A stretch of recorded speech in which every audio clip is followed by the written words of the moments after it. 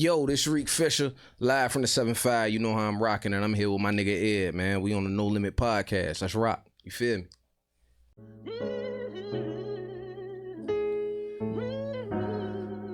And everything is gonna be able to hear. It might be low over there, but I got a mic over there, and it's projecting everything. You'll see. Bro, how do you do that? I can't give all my secrets away. They backed me down, they tied my hands. I'm far from perfect, just a man. So God's just gonna have to understand. Cause all's fair in love and war. I can't fight fair anymore. It feels like it's my life or yours. God needs an angel, I'm sending him some more. Hope you understand. If God can be vengeful, then I can too. And it all went exactly how I planned to. I made sure the cards fell. Candlelight vigils, courtesy of the cartel. My youngin' still a ride for the low like a car sale. And I still a rob you if it come to it. Timberland, Taliban, you know we add a drum to it. Ain't no need to question if I will or I won't do it. Just focus on the shit you gon' be losing. But hear me though, grew up in the church, that's why I spit it like a scripture. You ever took something you can't give back to a nigga? If we was made in his image and Cain was the first killer, then when I do it, it shouldn't be no different. Right? But if I ain't forgiven, I take the consequences. That couple years feeling like a life sentence. Your body free, but your mind still in prison. God ain't got no sympathy for street niggas, and neither do I. They backed him down, they tied his hands. He's far from perfect, just a man. So God's just gonna have to understand. Cause all is fair in love and war. I can't fight fair anymore. Feel like it's my life or yours. God needs an angel, I'm sending him some more. Clip hole 33, loading up the rounds. Empty it and leave a nigga holier than thou. Murder the profession, you get service with a smile. All you gon' see is cases like we taking it to trial.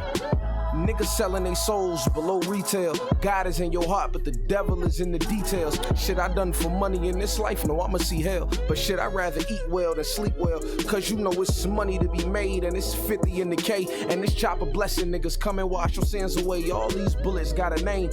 I think that I should pray. Cause when I read the Bible, I can't help but relate. Cause see, I was like Paul, I was really in the streets. I was kinda like Jonah in the belly of the beast. I was kinda like Noah with two of them on my hip. I was kinda like Moses splitting shit with the stick. I ain't perfect, but I'm getting better daily. But every now and then a fuck nigga wanna play me. God gotta understand he put me in this position. But I'd rather ask forgiveness than permission. And boy, this real life, I can't make this up. All them niggas dissing end up missing. You know God working mysterious ways for us. Shooting for the stars, we gon' lay it up. I'm asking at what cost, cause I didn't paid enough. Yeah. They backed him down, tied his hands. He's just a man, trying to understand.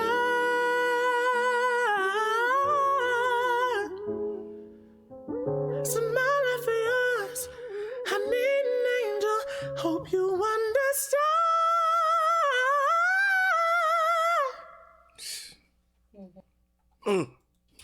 You already know what time it is, ladies and gentlemen of the 757. This is the best podcast on the East Coast. You're now tuned in to the No Limit Show with your guy, Just Ed, D-Lo the Shogun, Ace Fakanami, DJ YT, and Germany Bad. And man, oh man, like I say every week, we bring the best of the best of the best of the city. And this man... hey, look, we got one more show for season 3 after him, but this is how I would want to end season 3 right here. This is how I would want to end it, ladies and gentlemen. That song we just heard, I already told him, this is my wake-up anthem. Every morning. Tonight, ladies and gentlemen, by all due respect, we got Reek Fisher in the building.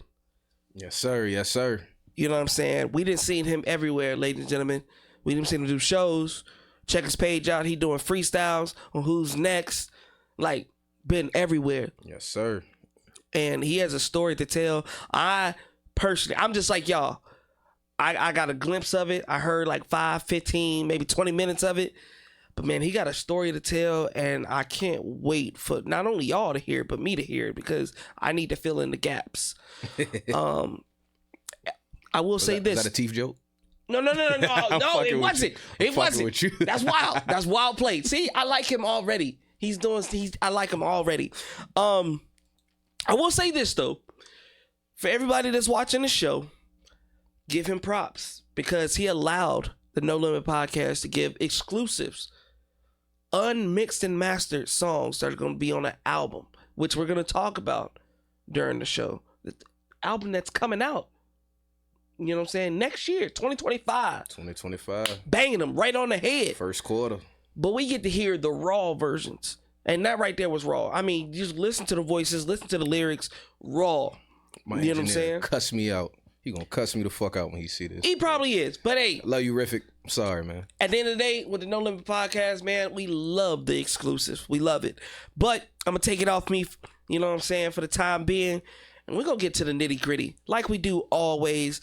I think we need an origin story. You know what I'm saying? We need to know where the foundation started, where the inspiration came from. Who is Reek Fisher? I'm just a street nigga who rap. Ain't nothing special. No, I'm fucking with you. Shit, man. How did it start? Born in Norfolk. I mean, raised back and forth, Norfolk and the beach, Lambert's Point, Mayfair, Roberts Park, Lake Edwards.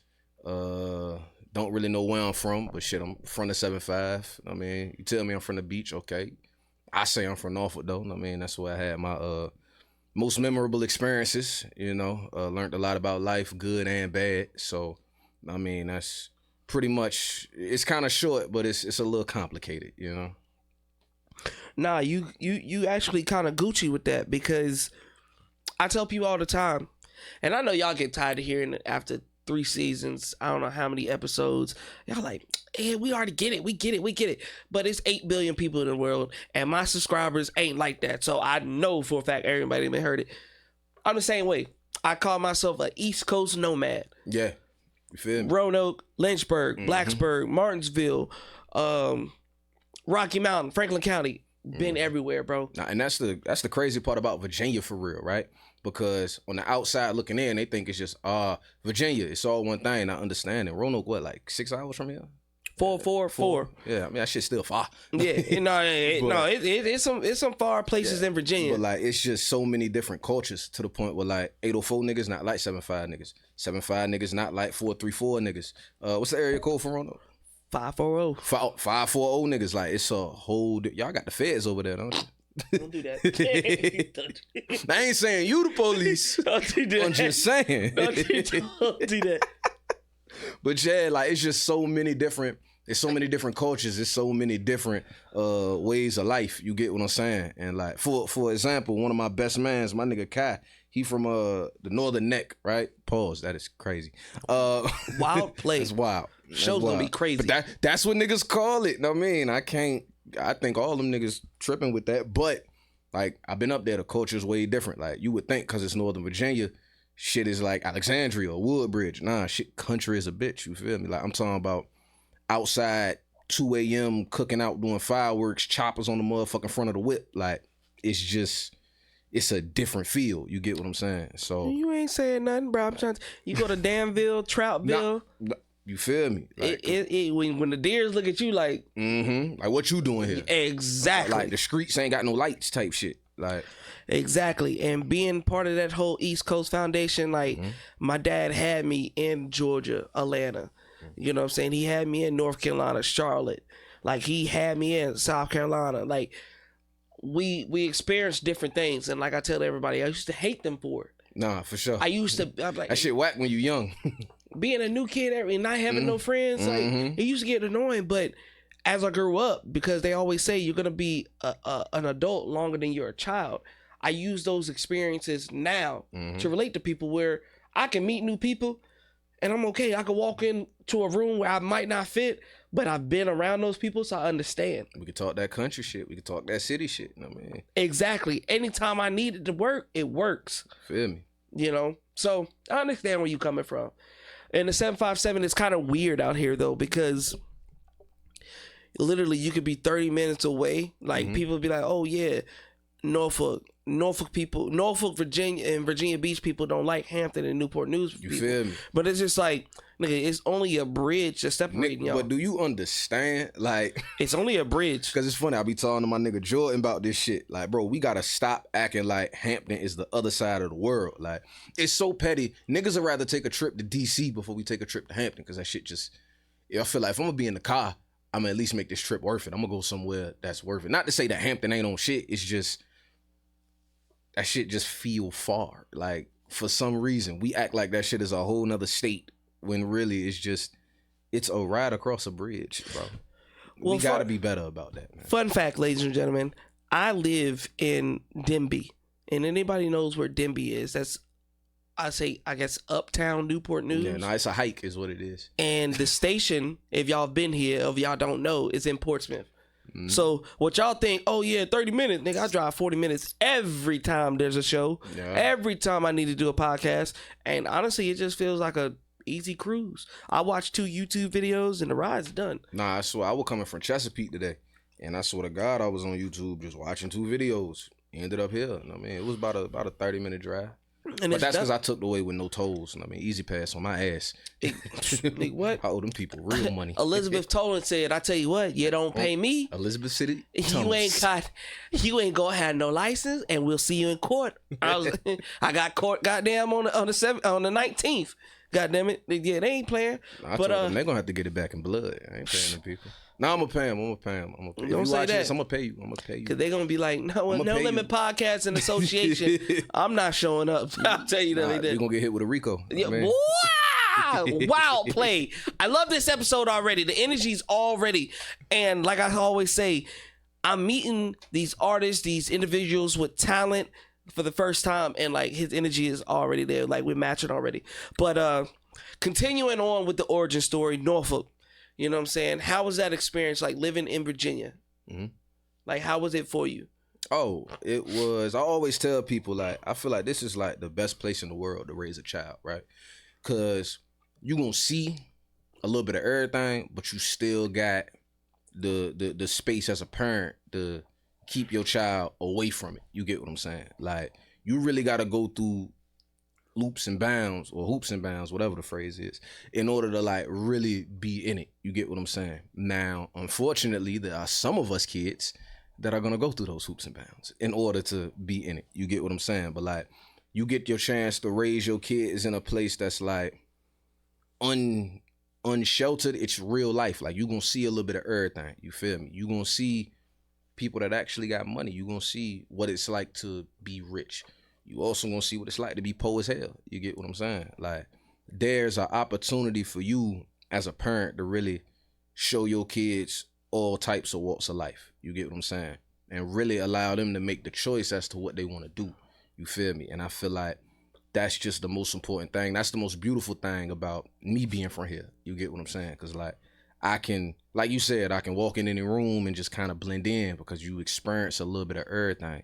You know, so it's an experience I wouldn't trade for the world. You feel me? I'm not, it's like being a jack all trades master or nothing. You get what I'm saying? Like, you can blend in, you know, like a chameleon of sorts. You know what I mean? So that's, to me, the most beautiful part about being from Virginia. Like, you don't have to necessarily stick to, and I guess this relate to music as well. You don't necessarily got to stick to one identity because it's so many different worlds all within one state under one label. You get what I'm saying? We said it time and time again, ladies and gentlemen. Virginia is a mixing pot. We got everything to make something great. You know what I'm saying? But Trench is 20 minutes from the naval base. Like, it's, I mean, if 20, you get what I'm saying? Exactly. But I think what the people really want to know, like, how did you get into music? Like, was it part of your background, your history? Like, yeah. Like, it's funny, like, you know, as a kid, like, your mama, your daddy, I don't really got one of those, but I mean, your mama or your pops will put like a basketball or a football in your hand type shit. Like, for me, it was always music. Like, my father, I don't really know him. I mean, in my 28 years of living, we've probably met for a combined hour, right? But Hold on, 28 years? yeah, An hour? yeah, about an hour, maybe an hour 30. I mean, it's being generous. Damn. But yeah, like the way certain kids was given a basketball or a football, like I was given a pen. You feel me? Like my mama used to do poetry. My pops, before he disappeared, he used to rap and shit. So it was just kind of something embedded in me. Like I've been going to the same bar all my life, right? And like he'll always joke like, yeah, nigga, I remember when you was 2 and your mama used to put you in front of the high chair and you'll watch BET all day. And you knew all the songs, couldn't talk for shit, but you'll know the music. Like it's just kind of something that's been kind of instilled in me. And then from there, you know, I'm growing up. My mother was, you know, real heavy in the church. So I'm at church with her. I'm in the children's choir. I'm doing all that shit. Now I'm getting solos in the children's choir and shit. And I was smoking shit. I've been nice forever. Pastor gonna come in the comments. He lying. Nigga was stuttering when we was talking about Hebrews and all that. Yeah. But nah, like it was so funny. Like at one point I was supposed to be a pastor. Like Deacon used to always say, I said it on the song Yolanda's son, the first one. He was like, I was like, Deacon at the church used to say I would be a preacher. But shit, I'm still the same choir boy with an iron toy, quick to raise a gun like it's my son. Yeah, that's my pride and joy, yada, yada, yada, right? So, like, growing up in the church and being around music, that's why I really felt, like, to this day, I still feel like gospel music is the most fire genre of music ever, because that shit just sounds so pretty. The best voices always come from in the church, you feel me? So, being around gospel music for a large majority of my life, all the while being around rap music, and not just being around it, but really being in the culture of it. You feel me? Like that shit played a role in me, combined with always being just a nigga that was told write music, freestyle, spit a verse. Before I even knew I could rap, I was being told to rap. You get what I'm saying? Like my sister used to write raps for me when I was like 7. Shout out to TT. You know what I mean? Like, my first song was called "I'm Only 7." It was over the Money Power Respect beat by the Locks. That shit was terrible, but I was fire because I was 7 and like, you know what I mean? Who's just doing worked. that at 7? You feel me? So Exactly. So from there, I mean, it transitioned into I just lied. My first song was actually my mama wrote it. It was called "You Got Me." You remember that song by Jay-Z, Freeway, Mariah Carey? You know you got me. Oh, okay, You know you got me. okay. Yeah. She wrote me a verse to that, and she used to parade me around like the little token black kid. Do that song. Do your song. Dance, nigga, dance. You feel me? I used to hate that shit. She was like a female version of Joe Jackson. You feel me? Hit that shit. You feel me? But that just kind of evolved into, all right, now I'm like 12, 13, and shit, I can write my own verse now. Like now at this point, unfortunately, I grew up a little too fast. So now I'm seeing shit. So now I'm saying shit that in reality a 12-year-old probably shouldn't be saying. But I feel like it's a blessing because it kind of evolved me into this point where now my perspective is so broad on shit. Like I can see shit from so many different angles that I can give you this record like God's just gonna have to understand, where it's like it's deeper than just I'm making a bad choice. It's like all of these events have culminated into this decision that I'm making right now. It's molded you as an individual. It's made you into the person that you are today. Mm-hmm. And I kind of resonate with that a lot because, you know, you had your mother. No, for sure. But your father was absent. Yeah. Now, don't get me wrong. My stepfather was there. I mean, which I really should just call my father if I'm being honest. I put it like this. You know what I'm saying? Ed has talked about this on the show as well. I had my father. Mm-hmm. But I didn't have my mother like that. You know, she was trying to find herself as a black woman. Mm. So it was difficult. So let me ask you this, right? I'm sorry to be turning the tables on you. No, you good. Hey, you ain't gonna hit me with no Dr. Phil. And it's like the social worker. It's the social work side of me, right? So do you feel like not having your mother played a role in... do you feel like you dealt with bouts of like over masculinity? Or, you know, just searching for maybe a more sensitive way to get in touch with yourself? I would say that not having my mother play a big role in my life affected how I treated and saw women. Because my dad was a hustler. And imagine being around a hustler 24/7. For sure. That didn't have no, I scraped my knee. It was no, okay, I'm gonna kiss your boo-boo. Right. Get your ass up. Like, so having that 24/7. For sure. Every day, every week. And then when you fuck up, he treating you like a grown-ass man. For sure. Coming towards women, it was like, you either do what I want or I don't need you. I don't need you. Yeah. Like, what do you offer me? Which ain't healthy, but I understand. It's not healthy. It's not healthy, but it affected a lot of things in my life. Yeah. And then as she came into the picture, then it started to fuse in. Then I started being a nice guy, buying flowers and shit like that. But before then, learn how to love. You learn how to love, but at that time, like it's like a 80-20 type of thing. For you sure. got a bunch of love for 20%, but you got a lot of hurt and a lot of hate for 80. Yeah. So you see women is just like, ugh. And it made me, I ain't gonna lie to you, it made me hate black women for a long time. Oh, you was one of them? Like, cause it's like, cause my dad. Oh, nah, that's all judgment. I just want get in. I see it. I ain't that good of a it. social worker. I mean, my dad a light-skinned nigga.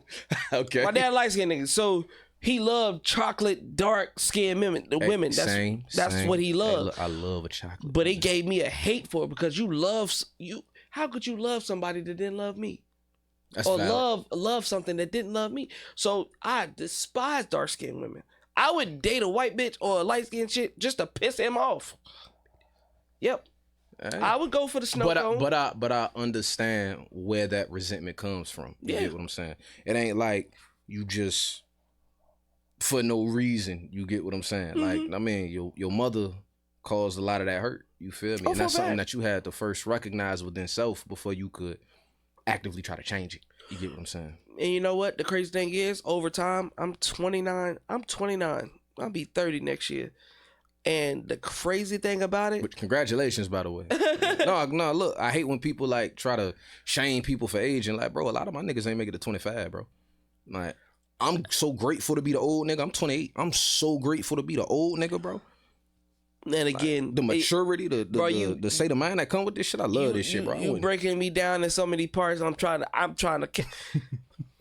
Crazy thing about being 29, all my homies are 30 and shit like that. And I used to dread it because I didn't have a childhood, so I wanted to stay young forever. And I still want to stay young forever. And I can relate to that. I ain't gonna lie.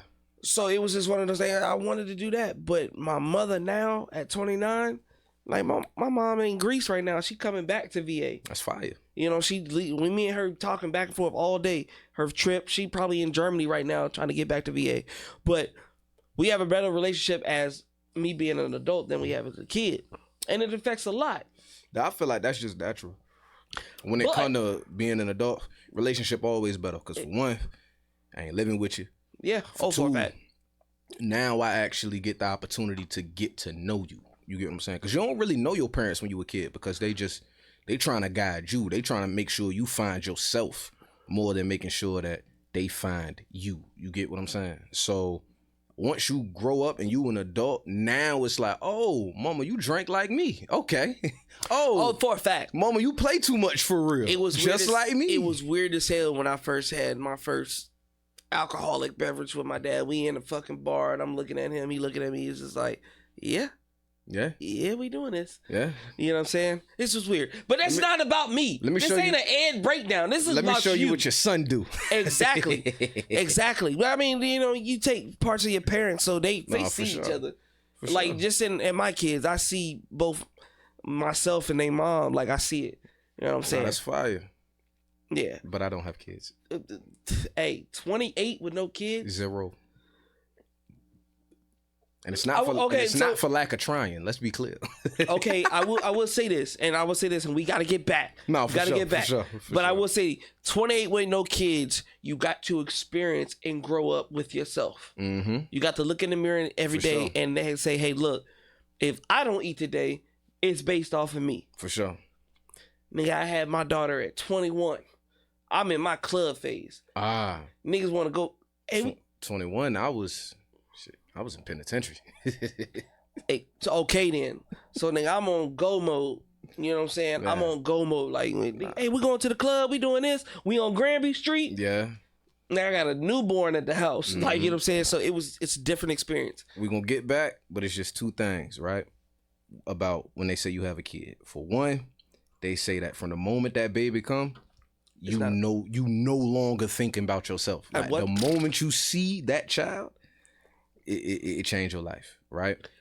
And for two, I forgot my second point, so just let's get back to it. Yeah, it's like that, bro, because I lost a lot of friends. But you don't party no more, you ain't drink, you ain't trying to smoke. Come on, bro. And I'm in the military too. It's like, you ain't trying, come on, bro, let's go to... Nigga, I'm a dad now. Like, it's man, different, bro. Nobody want to be fucking got a hangover trying to change a baby's diaper, bro. That shit is garbage. Don't recommend it. I can only imagine. Be the good person. But yeah, that was the inside. See, I told you the connection was there this whole episode because nigga, I could talk to him. Yeah, bro. Like, so okay, moving up, we got Mama wrote your verse. We got your sister writing a verse. Like. But when did you take it seriously for yourself? I know you said around 12, 13. Like, but when was your first track that you laid down in the studio? Well, yeah, 12, 13. I still won't really taking it serious. It wasn't until I caught my first case. I was 15, yeah. Robbed a little weed, man, little white boy and shit. You can't rob a white boy. Yeah, nigga told his mama pressed charges on us. We stole like a quarter of weed from the nigga, robbed him up at the elementary school and shit, and then they was like, we stole $100 and something and some Busch Gardens passes. We ain't steal no fucking Busch Garden passes. No. You stole Busch Garden passes. It wasn't no tickets to no amusement park. but you stole the bush. Right? I stole the bush, right? You stole the bush. But see, that shit just that conversation can end right there because how can a white man charge you for stealing something that was illegal back then anyway? Okay, we'll just leave it. We'll just leave it like that. I just want to leave it like that because, nigga, shit like that piss me off. Right? It get me upset, and I don't want to turn no lawyer on the show. Nigga, because that's one thing my dad used to say. My dad was in and out of jail and all that shit. And he'd tell me, like, you need to study your law. So shit that for real, you do. Bothers me. You gotta study the law. So yeah, I caught a strong arm robbery, which, if I'm gonna be honest, statute of limitations. Being that it was a strong arm robbery, that didn't make sense based on how the situation actually played out. It wasn't strong arm, right? It was armed, but I mean, I guess he didn't give that detail or whatever. So, long story short, we go into court, boom, boom, boom. Now he's saying he don't want to press the charges no more. So, but the state had already picked the case up. So, me and my niggas end up pleading no contest. I had to sit in, this was out the beach. I had to sit in JDC for a weekend or so. Got let out on an ankle monitor and shit. And when I get home, that's when I finally came clean to my mama. And she like, did you do this? I'm like, yeah, we did it.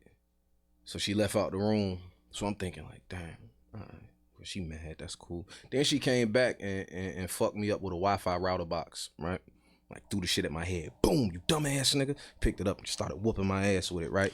A Wi-Fi router box. Listen, I don't know how y'all understand, like, the descriptions that he's putting out. Now, I done been beat by a bunch of things. Fist cords, whips, chains, and everything. Brooms, but a box, shoes. But a box is basically getting hit with, like, a PlayStation 1. Like, yeah. Nigga, what? Hey, listen, she, and I don't blame her. Because she came from a place of being upset and didn't know how to channel that energy. So it just relied on the closest object and me being the closest person in proximity that pissed her the fuck off. So, boom, boom, boom. Then from there, to bring the story back, she go in my room, she take everything. Like every fucking thing I got, right? The only thing I'm left with is a fucking mattress, right? To lay my head on. I ain't got no video games. No, nothing. Like, she really ready to kick me out the crib, right? But the only thing that's stopping her is, now that you know the type of shit that I've been on, because we have been robbing niggas for a while. Like, it's just what it was. It's just now I'm finally being caught. So now you know what I'm on, because you've had your suspicions. You've been thinking, yeah, he's smoking weed. Yeah, he doing this. Yeah, he doing that. Whatever.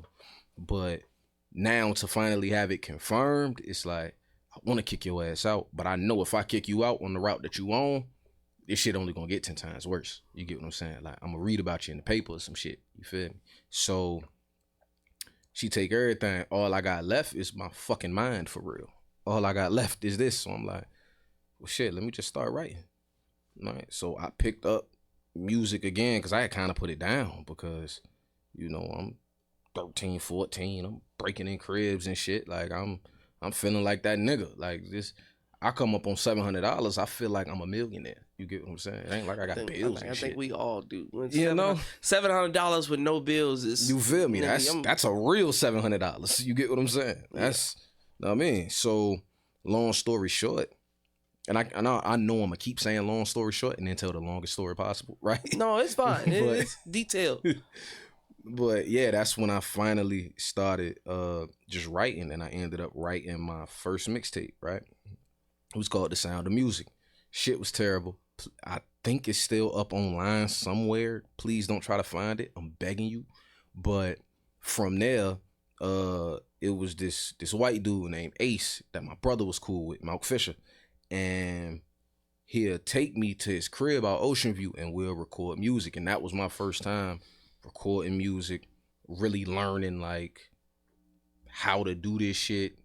And then to take it even a step further, I used to always, because my brother ran a battle league called Headhunters, right?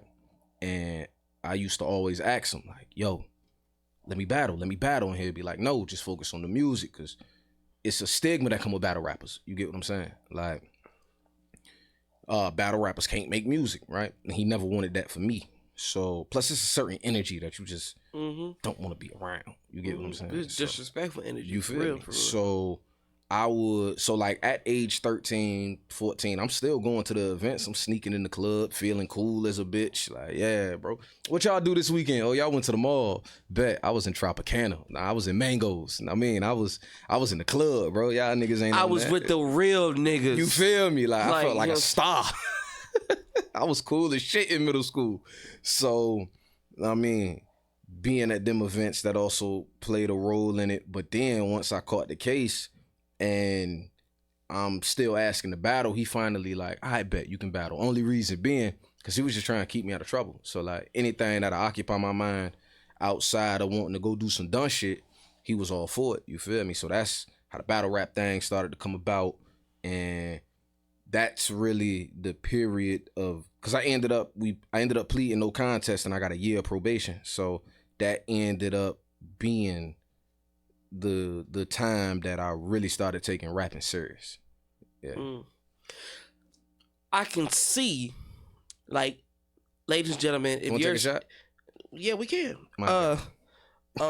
Wherever it is, wherever it is.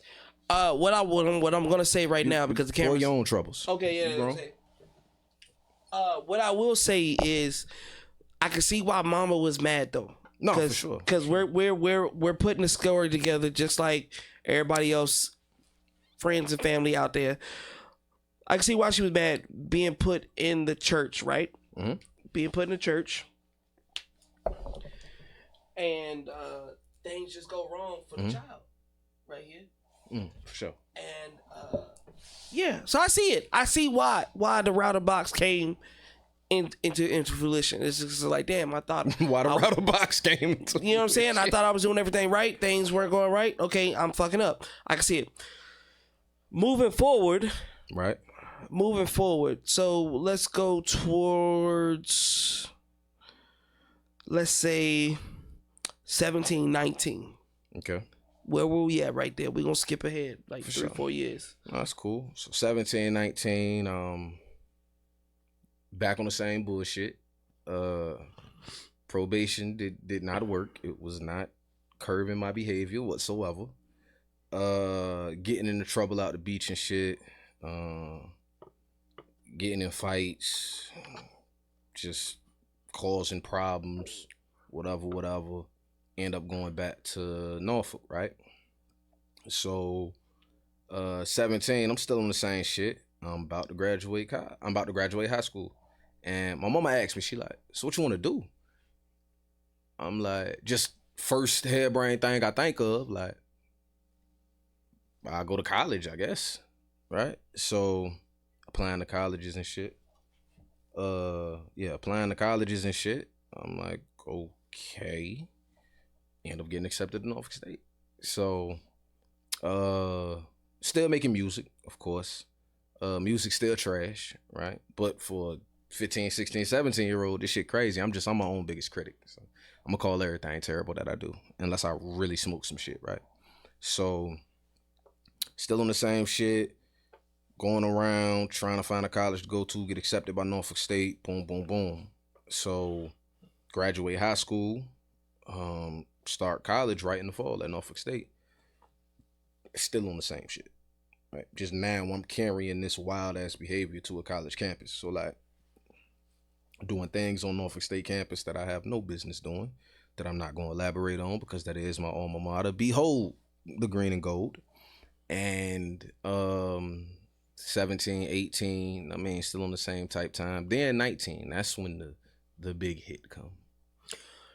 Well, see, the crazy thing is about it. Shout out to Norfolk State, because I was just out there probably a week ago on Hot 91. You know what I'm saying? Sure. Great campus, great atmosphere, great everything. Besides the traffic and the potholes, Norfolk is aight. You know what I'm saying? Not too much. You know what I'm saying? Norfolk is aight. Tread lightly. But see, what I'm trying to understand is that, just like you read me, right? Mm-hmm.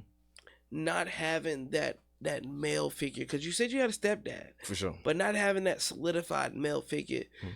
and having these wild moments and keep going back to what you know. Mm-hmm. You know what I'm saying? Did the streets develop you? Or did your situation develop you? In a sense, I say both, right?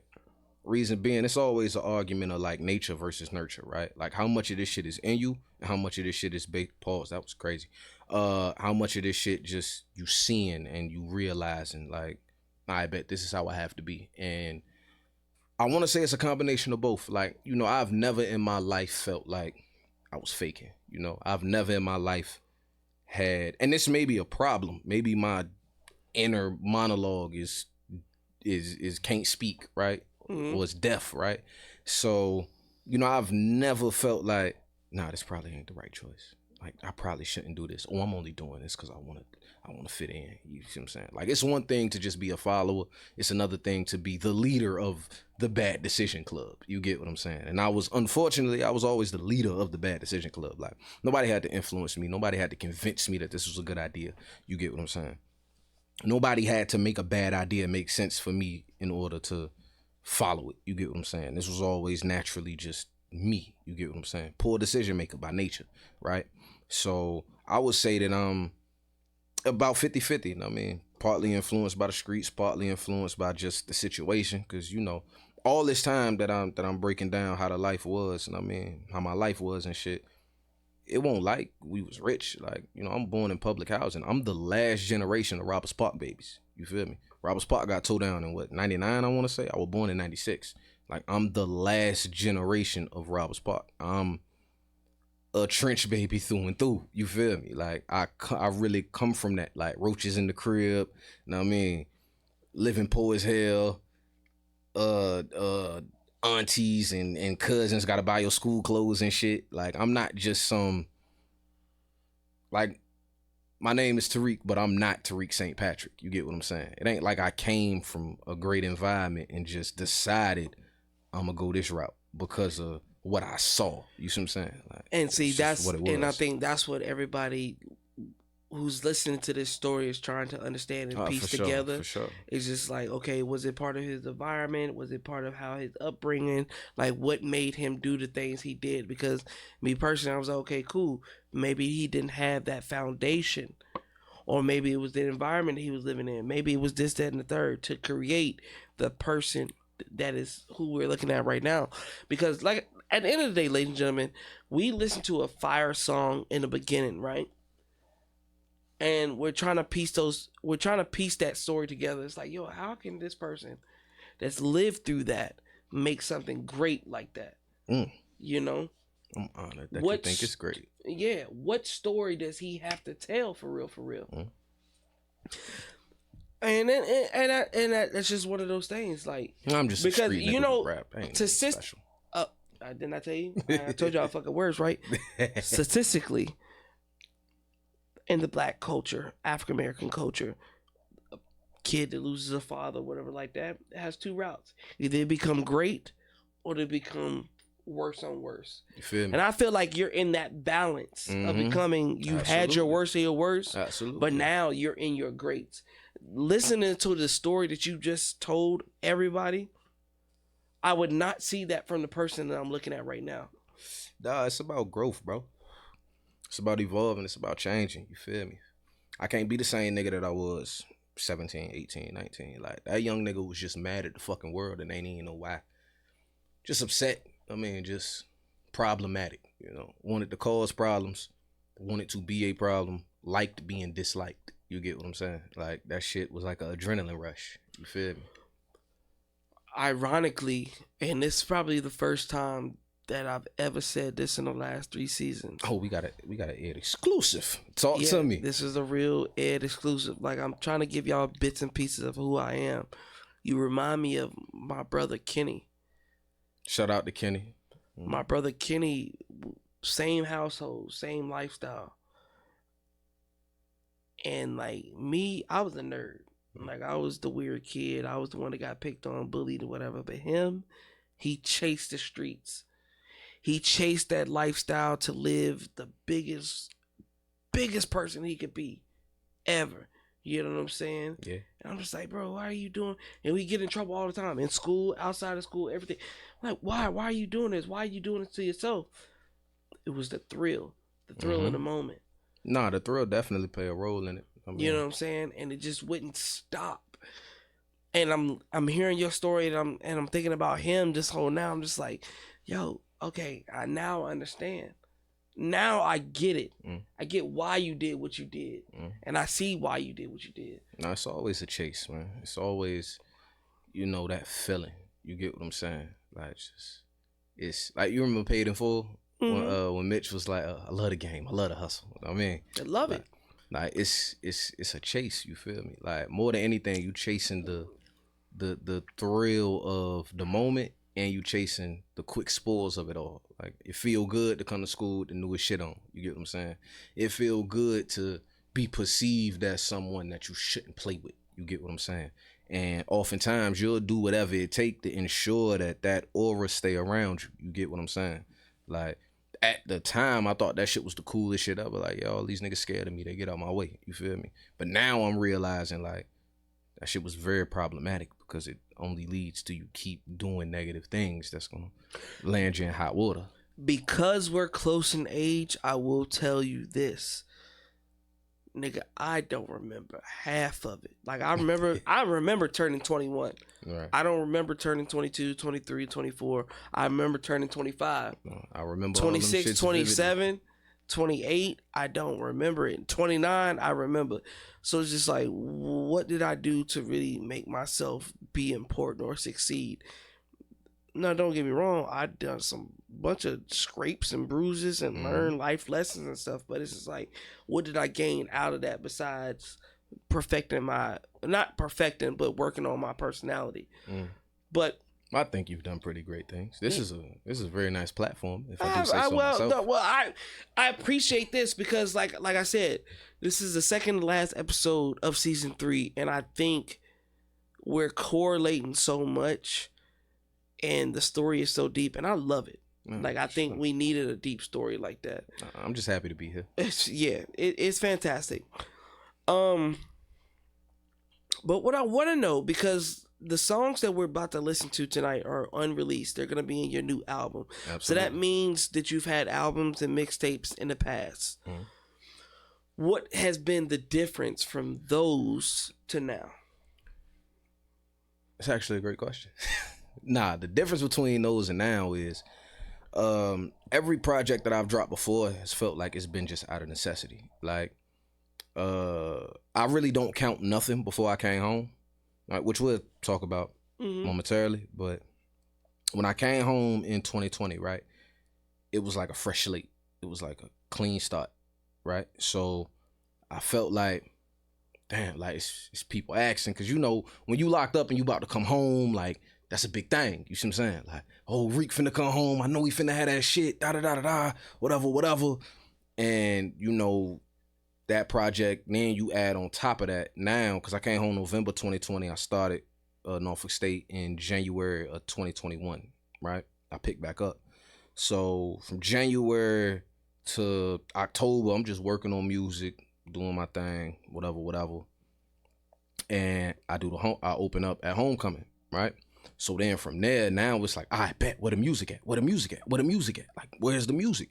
So I drop a project called 1919, which is reason it was called 1919 because that's how many days I was locked up, 1,919 days. So goddamn, yeah, it's a pretty long time. But it ain't that long when you put it in comparison to niggas that like got locked up before I was born and they still be, right? So I dropped that project, but it was rushed. You get what I'm saying? Like, it wasn't that polished, perfect product that me as a perfectionist would have wanted. It was like that first time out. Mm-hmm. Yeah. Mm-hmm. First day out type shit. Yeah, and it's like, it's good, it's cool, but like, this ain't even scratching the surface of what I really can do. You get what I'm saying? So then fast forward, we in 2023, I want to say, or maybe 2022. You say we like we speaking French. I'm trying to figure out. No, because when I speak, I mean, I'm talking about me and I'm talking about my team. I'm talking about everybody that support me. You know what I mean? So we in when the fuck did Candy drop? Shit, man. I told you my memory's some shit, but it's fire at the same time. I'm not 2022, right? So now we in 2022, and yep, it's 2022 because this when my grandmother passed, and her nickname was Candy. So I ain't dropped no music in a while. I'm going through it emotionally, you know, and I'm just like, the music is my only avenue to really release this shit. You get what I'm saying? I just wanna, even if it's not music specifically catered to talking about my grandmother, it's still just, this is my avenue to just not think about anything and be at peace, right? So end up dropping that project, but it still was basically unfinished. Like, it was just a bunch of songs thrown together. It was cool, but it was me trying new things also, but it wasn't that polished, finished product that I really had the potential to make, but still not really scratching the surface on what I can do, right? So what separate this project is, more than anything, I just took my time, you know? I took my time. Whatever resources I needed, I scraped the bread together to go get them. You feel me? Any idea that I had, I logistically made it happen. You get what I'm saying? And that take time.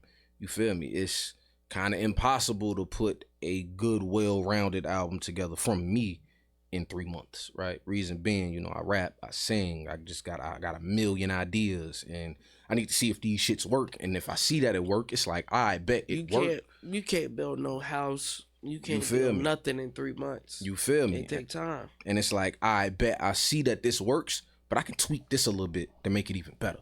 You get what I'm saying? Or it's like, I have a song and this shit work, but like, nah, now I want to reshape the structure of the record in order to make it fit better within the project. Like, it's a whole lot. Like I was telling you off camera, I got the record coming on the project yesterday that, it's a song called Yesterday, and I recorded it. It was cool, but then when I'm hearing it, I'm like, oh, now I could do this in a more soulful kind of way. So we gonna scrap the beat. I'm gonna bring in my man Tron, shout out Tron, and he gonna play the guitar through the whole record. And that's how we gonna do it in order to really give it that painful feeling. And that's gonna come right before the Teddy Pendergrass TKO sample, right? Think I better let it go, just to give it that feel. You get what I'm saying?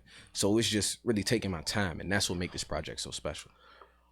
It's a patient project. You know? Ladies and gentlemen, if y'all haven't been putting things together, I know y'all just like, man, what are they talking about? Like, how are they doing? He is putting ingredients like he's cooking a dish. No, for sure. He's a chef. To his music, to his process, to who he is as an artist. You know what I'm saying? These are all ingredients. And I know a lot of y'all just like, man, I'm so confused. I don't know what the hell I'm watching. He's giving y'all ingredients and he's giving you backstories of why those ingredients fit. And that's just my reference for y'all to understand. So now that y'all hear that, y'all might want to go back and listen to everything, and then y'all be caught up. Wild experiences, bro. Wild experiences. What people need is they need a break. What you mean? They need a break in a sense of allowing them to understand what you got going on, like music wise. So we're gonna play another song, right? Let's do it. So which one do you want to do? We already did Brighter. We did God's Just Gonna Have to Understand. So what you want to do? I mean, you already said it. Let's just do Brighter Days. Okay, well, so there you go. See how it works.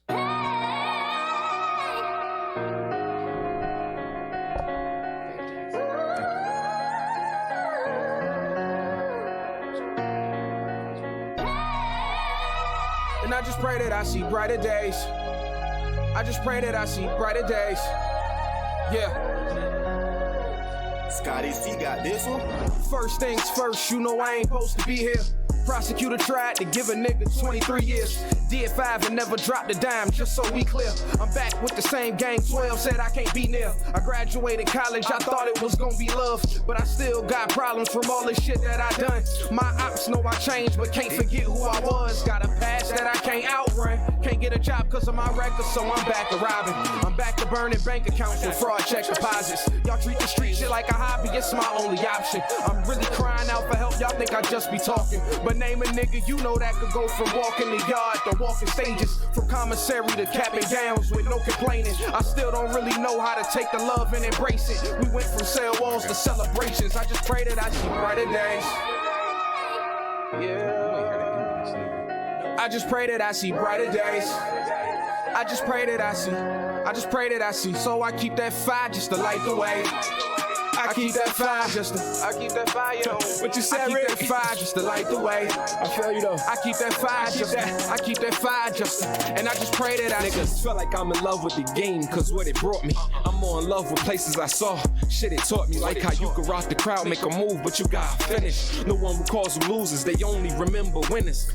I took a chance, I doubled down, I bet it on myself. Took some L's, got plenty wins, got plenty on the shelf. You gotta keep your heart cold, if not you'll fucking melt. And champagne at 8 a.m., that's how I fucking felt. Smelt the roses, blew the candles, closed my eyes and knelt. I'm thanking God and both those crashes could've been fucking killed. I lost Bash and Peso was both behind the wheel. So if I sign a driver, mandatory in the deal. Talk to me nice, baby, or don't talk at all. I've been around the globe twice for rapping for ball. Niggas feeling think I'm up, so they pray that I fall. I don't react, I just sit back and take note of it all. brighter days. Scotty C got this one. Yeah. I just pray that I see brighter days. I just pray that I see. So I keep that fire just to light the way. I keep that fire just to, I keep that fire on me. I keep that fire just to light the way. I keep that fire just to, and I just pray that I see brighter days.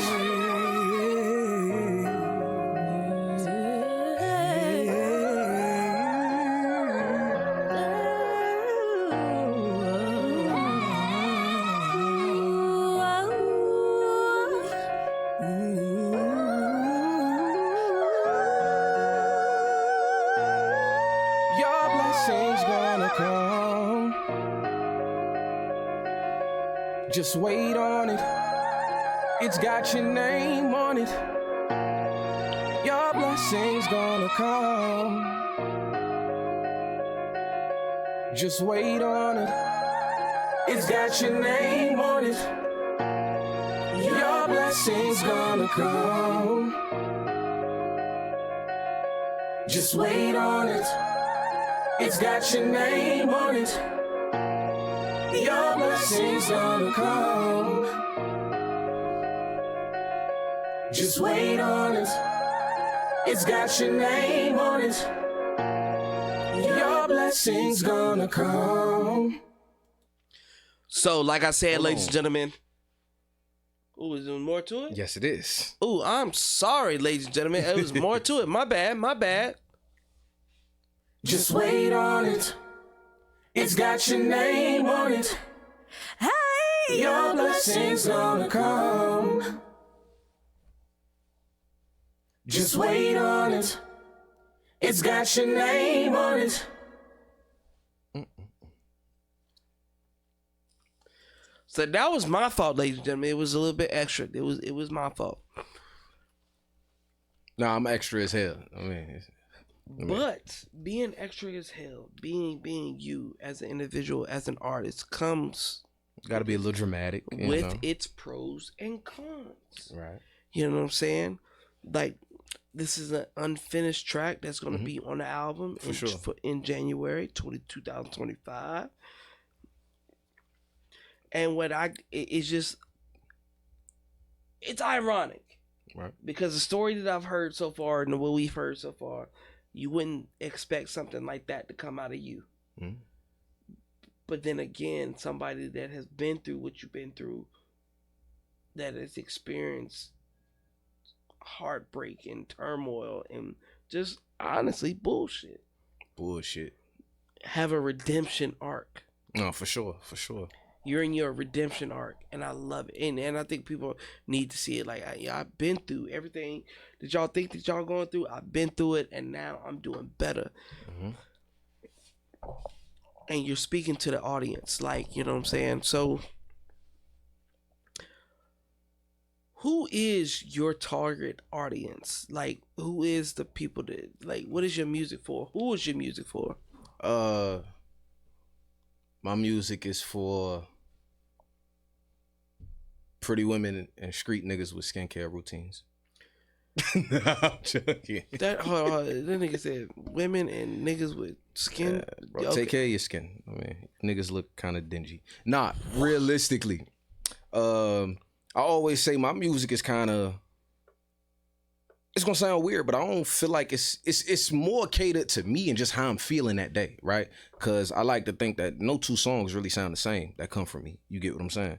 So it's more about not necessarily the person, but more about the moment. You get what I'm saying? Whatever you are at that particular moment, this song makes sense for you right now. You get what I'm saying? Because like, the same crowd that appreciate God's Just Gonna Have to Understand might not appreciate a record like Navy Federal, right? Which we'll get into later. Or we definitely the same. Or if we're gonna talk older music, right? A song like Keep It Up is not gonna cater to the same crowd that a song like Slave cater to. You get what I'm saying? So it's more of a just being in the moment and whatever moment you feeling, and that's what I pride myself on, because I feel like at the end of the day, music is, it's made to listen to, but it's really made to live life to. You get what I'm saying? Like, it's made to be a fixture of a moment in your life. You get what I'm saying? Like you said earlier, with like, this my wake up song. Like, this the song that goddamn get you activated for the day. You get what I'm saying? This the record that you play when you with your girls and you feeling good. You get what I'm saying? This the record that you play when you ready to crash out.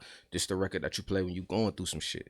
And my goal is just being that I'm a nigga that done been through everything plus one, is to, siphon from them memories, them experiences, and create that record that fit that moment for that individual. You get what I'm saying? Oh, no, I get what you're saying, because first and foremost, you said a bid. You said bids multiple times. From 2020 to 20, what? No. Which, well, the second bid, yeah. Well, the first one don't really count. It was like 3 days and then some house arrest. But second Nigga, we bid, talking about the big one. the big one. Yeah, that was from 2015 to 2020. That's 5 years. Yeah, it's 5 of them things. You know what I'm saying? 5 years, 3 months. I mean, 119 days, yeah. Dealing with that situation, how did that mold you as the artist you are now? Well, we gotta do a little bit of background, right? So it's the year 2015. It's supposed to be end of my freshman year, going into my sophomore year of college. And I'm back home, like I'm back at the crib. I'm staying out Mayfair at the time, out the beach, Newtown Road shit. So at the time, I mean, you in college and like your mind kind of opening to new experiences and shit, right? Like you learning new things, meeting niggas from different places, all that good shit. Like my first time really encountering Richmond niggas and DC niggas and all that good shit. And you kind of seeing that, like you start to see the light at the end of the tunnel. Like maybe there's something different that can also be a blessing to me in my lifestyle, right? But then you go back home because like you got to move off campus May once shit over with. So I'm back home and now I'm back in the trenches. I'm back with the homies. You know what I mean? I'm back on bullshit. So I mean, we in the mix, whatever. Long story short, it's 4 days before I'm supposed to move back on campus. And niggas in my ear, and it's really my fault because there's some niggas that I won't even really fucking with. Like, them won't my niggas that I typically run with. You get what I'm saying? It's niggas that just knew what I was on and they put the bug in my ear. And I blame myself because I knew these niggas ain't my niggas. Therefore, I shouldn't be running with them in this capacity. You get what I'm saying? But blinded by the money, blinded by the greed, and more importantly, blinded by that feeling. You get what I'm saying? That thrill. I went with it. Boom, whatever. Long story short, we supposed to pull a kick though. I mean, supposed to goddamn run in the crib, take everything. Shit don't go as planned. You feel me? Long story short, end up in the crib a little too long. I mean, much longer than I should have been in there. I mean, should have aborted mission maybe 10 minutes ago. But I don't because I'm fucking greedy. You see what I'm saying? 7 deadly sins coming to bite you in the ass. So from there, police run in. I mean, I'm caught red-handed. Like, I'm stuck. You feel me? Ain't no getting around this one. You see what I'm saying? So, goddamn, going to court. Originally, they trying to give me 23. You feel me? So, me, naturally, I reject the fuck out the plea. Like, 23. Nigga, I'm 19. That means I'll be home when I'm 42. Like, fuck. You have your year under their laws. You feel me? Like, stop talking to me. And that's the mandatory time. So, duck that. Long story short, victims come to court, stories ain't matching up, whatever. They like, we'll drop some of the charges, but you gotta add a conspiracy to commit armed robbery. So I'm like, okay, but it dropped 4 of the use of a firearm charges because when you commit armed burglary, right? Because my charges was armed burglary, conspiracy to commit armed burglary, use of a firearm, and the commission of a felony, and wearing a mask to conceal identity, right? So when you commit armed burglary, right, you get a use of a firearm charge for the initial stepping into the building, but you also get an additional use of a firearm charge for every person in the building, right? So, after your first use of a firearm charge, the time goes up. So the first use of a firearm, you get a mandatory 3. After that, you get a mandatory 5, right? So since it was 4 people in the crib, it's 3 for the initial getting in the crib, plus 4 for everybody that was in there. Since it was 4 people, that's 5, 10, 15, 20. Plus the initial going in the crib in the first place. So that's 23 altogether. You get what I'm saying? So victims come to court, stories not matching up. Because the way they was painting it wasn't how it happened. You get what I'm saying? So they like, yeah, we'll drop for the use of firearm charges, but you got to pick up a conspiracy. Because there are people on your side that are saying that y'all playing this out. You get what I'm saying? Oh, for a fact. So I'm like, at the time, I'm just like, okay, cool. Because not having to do 23 sounds pretty fucking decent to me, right? So, as anybody. Right. So, goddamn, end up picking up the conspiracy charge and pleading guilty, right? So then from there, now it's time for sentencing. And at the sentencing, my mandatory minimum is 3 years. My low point is 5 years, 8 months. My mid guidelines is 6 years and 10 months. And then my high point, my cap is 9 years, 11 months. So I'm still like up in the air type shit. Like, I don't know what's about to happen. You get what I'm saying? I don't know what the fuck they about to do to me, right? So, pause. So, get in court. I'm at my sentencing hearing. I plead my case. I damn near cried in that bitch. You feel me? And it was also scary because they like, yo, you going in front of one of the hardest judges. Like, that nigga don't play fair. So I'm like, fuck. So I'm mapping my life out in my head. Like, I bet I'm gonna miss the next 10 years, right? I'm 19 now. I come home when I'm 29, with good behavior. It'll be about 27, 28. All I gotta do, keep my head above water, keep it cool. Don't get into no wild shit in here, which was tough for me because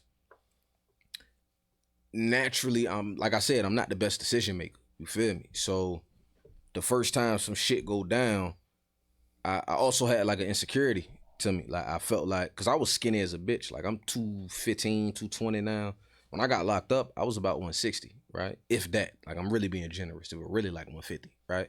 So I feel like everybody trying me, I was dealing with over masculinity, you feel me? Feeling like I gotta be the toughest nigga in every room that I walk in.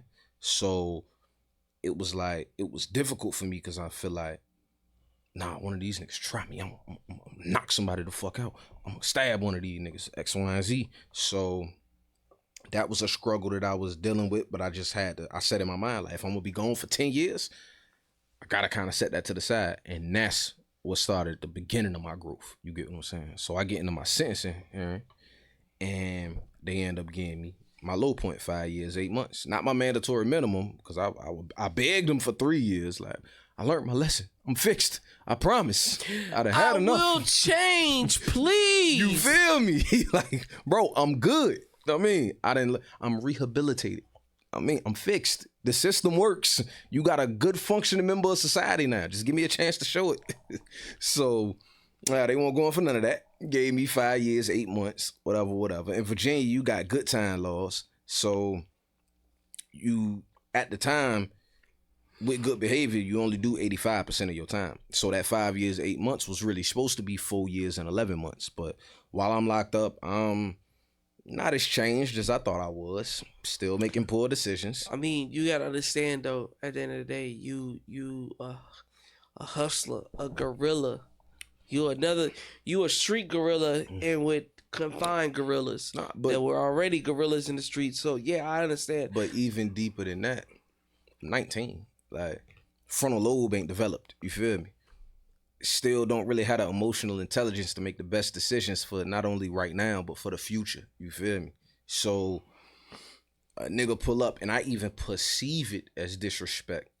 I'm going to take that as 100% certainty and react accordingly to my own feelings instead of saying, well, what did this person mean by that? Why did they approach in this way? And what can I do to alleviate this situation and diffuse future problems from said individual, right? But I'm also dealing with niggas that they themselves don't have emotional intelligence because that's just the environment that we bred in. You feel me? Like, you being a sharp thinker and someone that's self-aware is a rarity. You the exception, not the rule. You feel me? So it's different. So to get back to your question of how that shit shaped the music, right? You kind of learn to being in this situation because now I'm doing 5 years, right? Now I'm learning, like, I'm meeting new people. This is my first time encountering niggas from Danville, niggas from Roanoke, niggas from goddamn Hopewell, the whole Tri-City. Now, you running into niggas that from places that you never expected to breed that type of nigga. You get what I'm saying? So in that you learning not only their way of life, but you learning new perspectives. You feel me? You learning how they see situations. Cause you get around niggas, once niggas understand that you a solid nigga, now we sharing war stories. Now, in reality, niggas is putting you on game. Like, nah, this how I played Facts. This why I fucked up. This what I should have done different. And you kind of putting that in your pocket. And it's like, I bet, well, if I encounter that situation, I'm going to remember what Few said, goddamn, in this situation. And a lot of times, let's be clear, niggas be welling.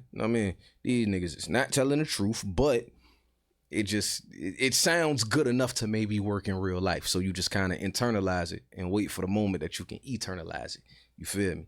So with that being said, it shaped me because I had the opportunity at such a young age for real, because 19, 20, 21, you young for real. You feel grown, but you young as hell. You get what I'm saying? Like, you still can't legally rent a car yet. You get what I'm saying? You still a baby. You ain't getting that shit till you 25. Hell no. Get that shit out your head. Well, I'm trying to tell you, boy. You ever been on tour road try to rent a car when you 24? Nigga, what? Nigga, that fee that come with it? I'm on your ass. Ooh, that shit got me You nightmares. feel me? But just understanding that level of growth, you feel me? And being willing to put yourself, well, not really being willing because it ain't like I had a choice, but being willing to open your mind to the idea of seeing these nigga situations and how you can navigate differently. I mean, it really led to a growth in me as a person. It's unfortunate that it had to come that way, but I also look at it like, if I didn't get locked up, would I be alive today? Like, would I be living? Would I be fucking breathing? You see what I'm saying? I'd probably be dead. I ain't gonna hold you, bro. I was really a in the way nigga, so. And that kind of explains this next chapter. We doing it by chapters right now. Mm-hmm. We doing it by chapters. Because that kind of explains the next song I'm about to play. Which is, okay. Yeah, Off the Porch. Off the porch was just like, nigga, I'm here. Like, y'all gonna have to listen to me no matter what. Lonely boy. Respect is never. And he taking it soft in the beginning. Lessons Real soft. Y'all just wait. Bridges I had to burn just to light my way out. Think I had to work at T West crib. His shit was like the safe house. Spend the night there cause his aunt ain't care how long we stayed out.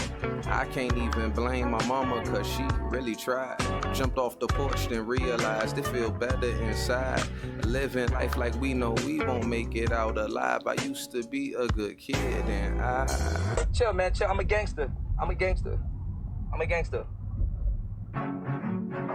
Yeah. Fuck all that soft shit for real.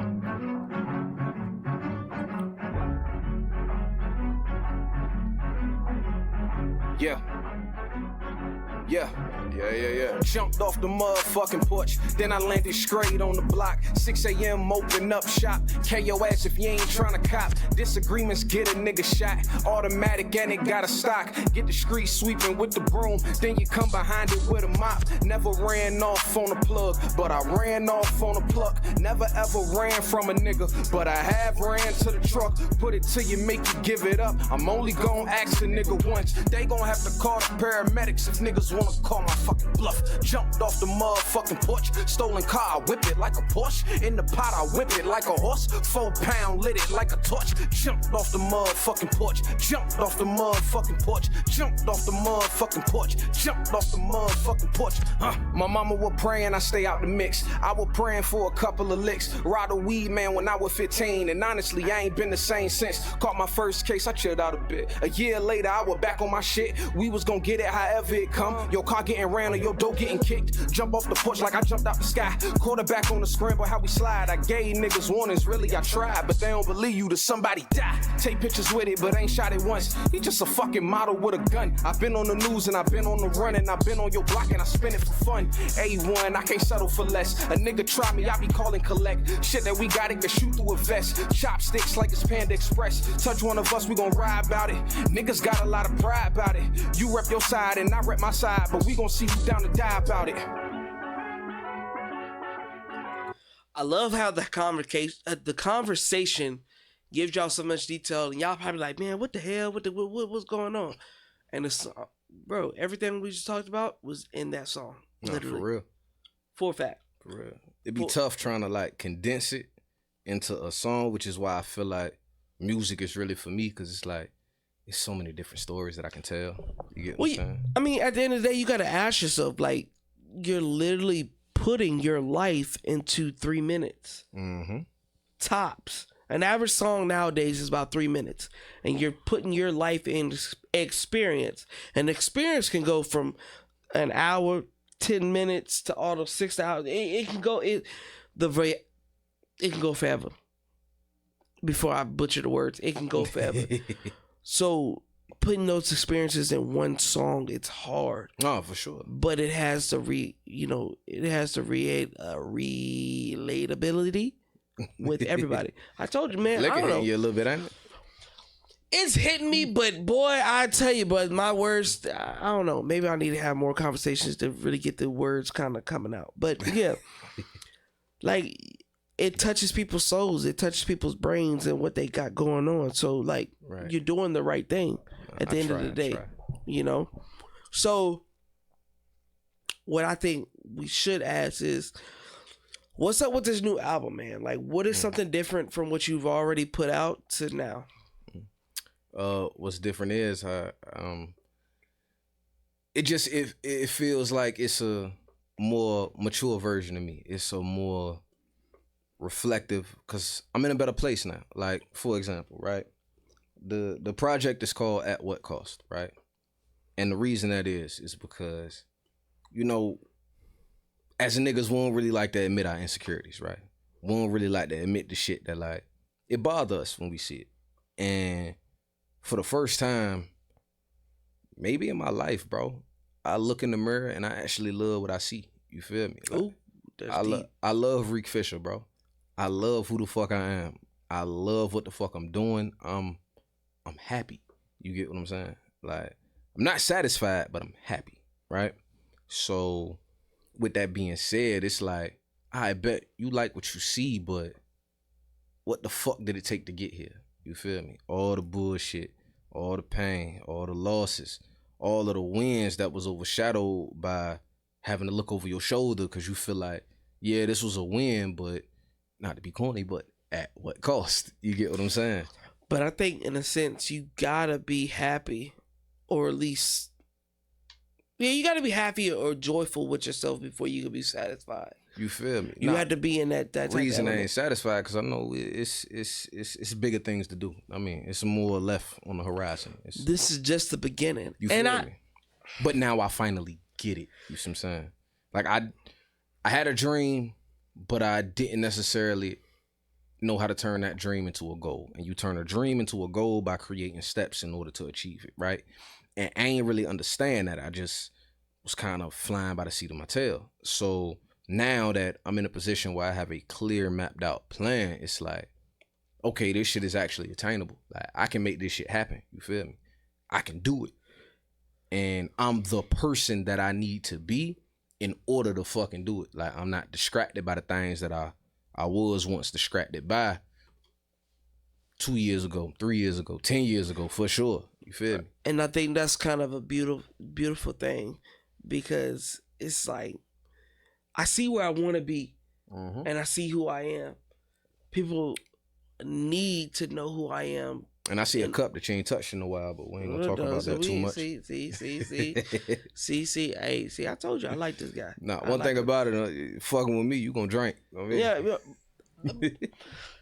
Well, see, even with the drinking, you have a big influence. You have a big personality. You have a big story. Me right sitting here right now, y'all might not see my face, but I'm just like, I'm trying to wrap my head around Reek Fisher. Reek Fisher has more than just freestyles. Because when I first met him, or first seen him, it was during a freestyle. Yeah. In your passion, in your element. Mm. And sometimes, as people looking from the outside in, we're just like, oh yeah, spitter. Yeah. Okay, cool. And you hear those stories. I sold weed. Yeah, I got arrested. Nigga, you have a real life story, and it does not end. And let's be honest, you 28 right now. For sure. The information that I really want to get out of you, I can't get out of one show. You gotta come back for season 4, off rip. I mean, if I'm invited, you know. Nigga, you already invited, because I gotta put the pieces together, because there's so much information. My brain is over here is already overloading. Because I'm just like, okay, this happened with this. Okay, this is why this happened. And I think everybody else in the world, fan supporters, are gonna say the same thing. That's his soft launch to kick me off. No. Trying to get me out of here. No, we're gonna still keep going. But it was just one of those things where I'm just like, okay, cool. I got to reevaluate something, because I told you beforehand, a lot of artists come in front of the cameras and the lights and they freeze up. They don't want to talk about their life. Even if they do the gangster rap or the hard rap or whatever like that, they don't want to talk about their life. And I'm just like, hey, why you do this? Why this? And it's like more of me talking than anything. But you're giving me a story like, you're giving me the male version of Orange is the New Black. Like, you know what I'm saying? I keep it a band with you. Like I'm a gangster for sure. You know what I mean? Like, I'm really cut from that. You feel me? Like, I'm really like I said earlier, last generation of robbers pop babies, like really cut from that cloth. However, I mean, I don't feel like that gotta be who you are. Yeah, that don't gotta be your soul identified. You feel me? Like, because you can build and be something greater. You feel me? And the only way that you can, because I'm a social work major. I graduated from Norfolk State with my degree in social work. So my understanding is that, I mean, I gotta try to make the world a better place. You trying to pick my brain during the show? Is that what you tried to do earlier? Absolutely. That's what I do. That's some fucked up shit. I can't help it, man. Hey, bro, this nigga fed me alcohol and was like, "So how do you feel?" Nah, it was all a conspiracy. I mean, it was all intentional. I gotta watch out. Very for you. calculated. I gotta watch out for you.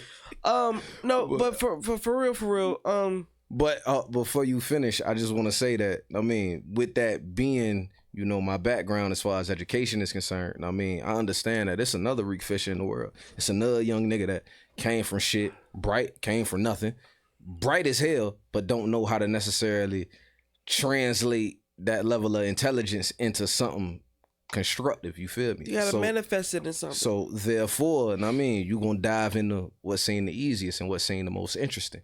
You feel me? Combine that with the fact that your shoes is fucking dirty. You ain't got no fly clothes. I mean, you look like shit. So you naturally gonna go whatever the quickest to goddamn get you in that bag of feeling like, yeah, I'm that nigga, not really necessarily understanding the repercussions that come with that. So, you feel me? Well, okay, since you want to take it that route, motivational route, somebody that experienced time. Right. And losing that time. For sure. Losing their 20s. Yeah, I lost half of my 20s. We see it on TV, but we never see people that really talk about it. Like, could you talk to the youth or talk to the people out there that's doing things that they probably necessarily don't fit in or they're not supposed to do? Can you talk to them real quick? I'm gonna keep it a band, right? And it's gonna sound so fucking negative, but at the end of the day, it's nothing I can say that's gonna make a nigga change their behavior. You feel me? I can tell you what's gonna come, but at the end of the day, it was old heads that try to talk to me. But you know, you young. I mean, you in your teens, early 20s. You young. You still athletic. You drink like a fish. You feel like you invincible, right? Like all that shit happened to them niggas, but it can't happen to me. You know what I mean? Like, yeah, he fucked up, but that's because he dumb. I'm smart. I know how to navigate this shit. You feel me? Only thing I can say is you're not that smart. You know what I mean? But they don't want to hear that because that goes against everything that they've built. That ego, that pride. You feel me? That goes against that self-confidence that they've built, which is based off of a rocky foundation that's going to crumble. You feel me? Excuse me. But realistically, the only thing I can say is Department of Corrections got a motherfucking bed for you. 3 meals a day. Okay, that's reality check. Let's go the softer route. We're gonna go the softer route. What would you do as a father? Raising a young man. I ain't gonna hold you. That's scary. That's terrifying. I'm not gonna lie. That may be probably the biggest reason that I ain't had kids yet. I don't know what I would look like as a father. I ain't had mine. You get what I'm saying? And my step pops was a bit hands off because my mama was a bit of a Renaissance woman in the sense that, like, free spirited. Before she met him, she was raising 3 kids on her own. So I don't really know what it's like to have that pops that's gonna put you in sports, or like Shotgun Suge said, one of my favorite battle rappers. He was like, have your pops take you to the court to work on your left and shit. Like, I don't really know what that looks like. You get what I'm saying? Okay. But what I would try to do is just, I don't know. I can't really speak on it. I don't know. It would be a learning experience for me. And that's, like I said, terrifying, but I'm willing to try it, I guess. At 29, my own father came to me multiple times. Dad, when you see this, you know this is accurate. Now I'm putting the glasses back on for this one. He's told me, hey, yo, we ain't never passed no basketball. We ain't never throw no hoops. You know what I'm saying? My dad was on some shit where it's just like, I'm going to teach you how to start a fire. I'm going to teach you how to fight. I'm going to teach you how to get money. That's it. Now, by me having a son of my own, yeah, that little nigga is different. So how was that how was that transition for you as far as learning how to be a father? Cause yeah, you had the baby, cool, but like any nigga with a dick can have a baby. You see what I'm saying? Exactly. How was it actually being active in your child's life? It's actually exciting, bro. Like Is it? watching my little man. That was so reassuring for me. Like, you know watching my little man do different things, and it might be the simplest thing. Like, I don't know, bro. Like, that shit just give you motivation. Like, it make you. You never heard somebody say, "Oh yeah, he got daddy strength." I heard crackhead strength. I don't want to lose in front of him. Nah, for sure. Nah, I felt that. I don't want to lose in front of him. Nigga get his ass whooped in front of his baby. You know what I mean? That And nigga not he gonna look even- at you different. Not even in a physical sense, but a financial, emotional, mental. Valid. I don't valid. want to lose in front of my son. Nah, that's valid. Like, I want to show him, like, hey, it's okay to cry. You want to be a super It's nigga. okay to be angry, but as long as you monitor that anger, as long as you understand women, as long as you understand finance, as long as you understand spirituality, like, I don't want to lose in front of him. And my son only 3 years old, so half the shit that I'm telling him now, he comprehend, but he, you know what I'm saying? He ain't really seeing the bigger picture. But my son is so weird because boys are a lot weirder. They're a lot nastier. Bro, my son do some shit, I'd be like, boy, you nasty as hell. He just look at me like, yeah. Like, it's so, the experience is so great, bro. Like, having my daughter, it puts me in a protector mode. Well, for sure. I'm a protector. I'm a provider. sure.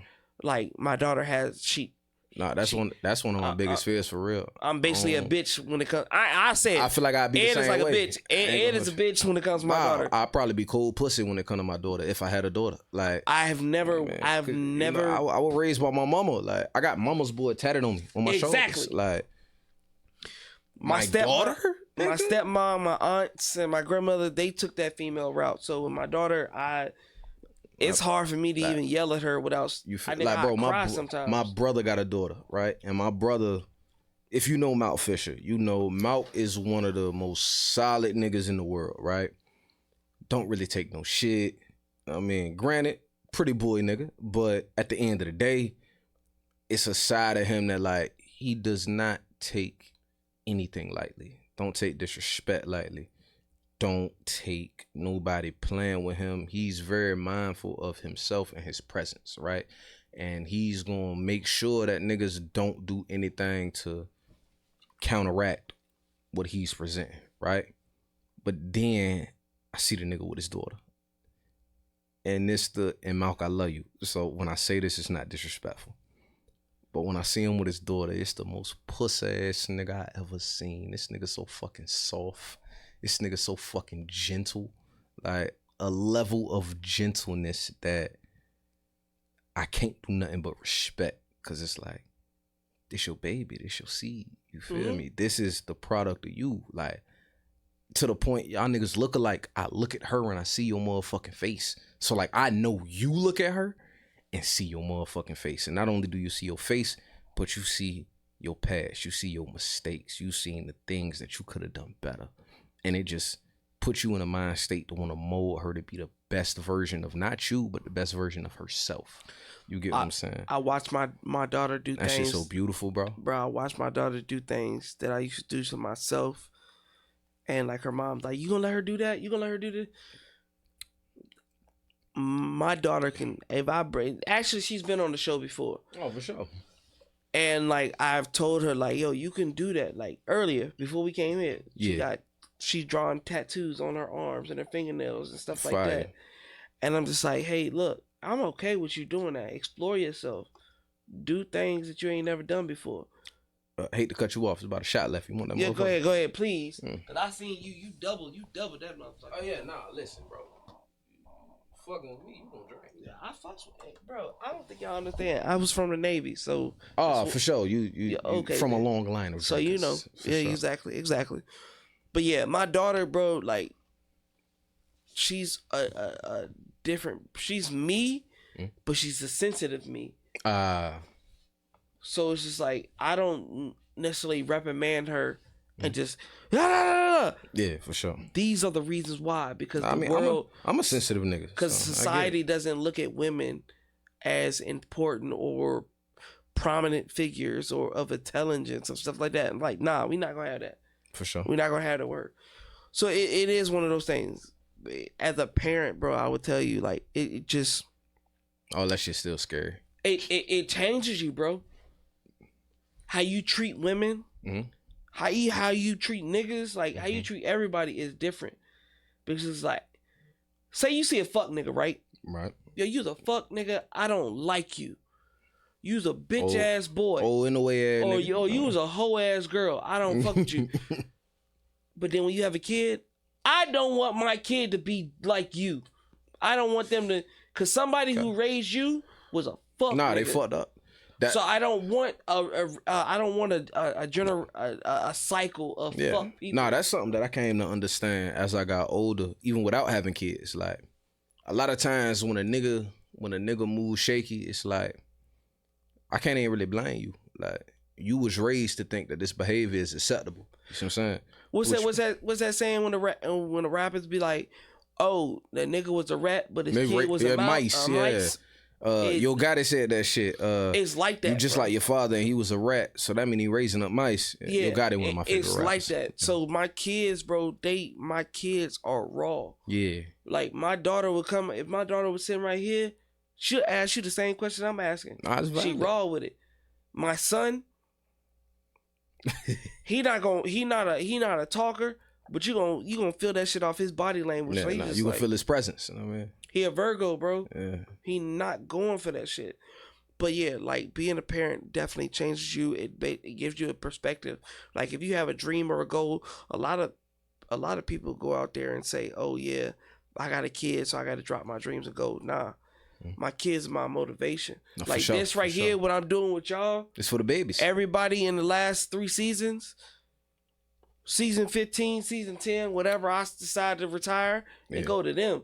For sure. They gonna do the No Limit podcast. No Limit podcast is gonna be a generational forever type of thing. That's how my brother is about his cleaning business. I mean, because granted, I feel like my brother the best rapper in the world, but it irks me that he not as passionate about it. Because when I tell you he the greatest rapper in the world, like, we got a record together.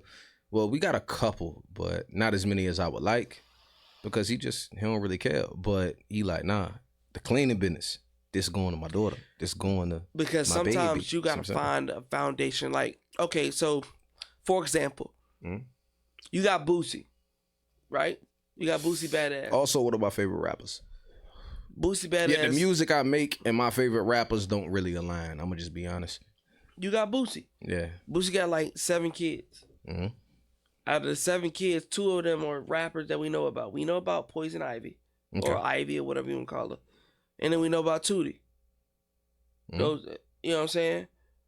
But at the same time, as a rapper or whatever you do in your business, you don't want your kids to do exactly what you do. You want them to understand. For sure. Like, I want my daughter to understand, but I guarantee you, when I give her these mics and stuff like that, she not gonna be on the same type of time. No, for sure. She not gonna ask the same type of questions. She's not gonna have that same type of bond with the people she brings on. But so is my son. But they still have something that I gave them. Right. You know what I'm saying? I used to tell people all the time, with me, I'm having 4 kids. 4. I got my L, I got my O, I'm gonna get my V and my E. When they put me in the ground, beautiful. When they put me in the ground, they said, exactly. That's beautiful. When they say ashes to ashes, dust to dust, and they say my name, he left behind what? Love. Hey. Nigga, I got my L and my O. You soft as hell for that, but I love it. I'm a Cancer at heart, boy. I'm saying. I love it. It's just who I am, bro. You got to think, like, when you have little people, when you have imitations of you, you got to think of them beforehand. No, for sure. You're thinking about their future.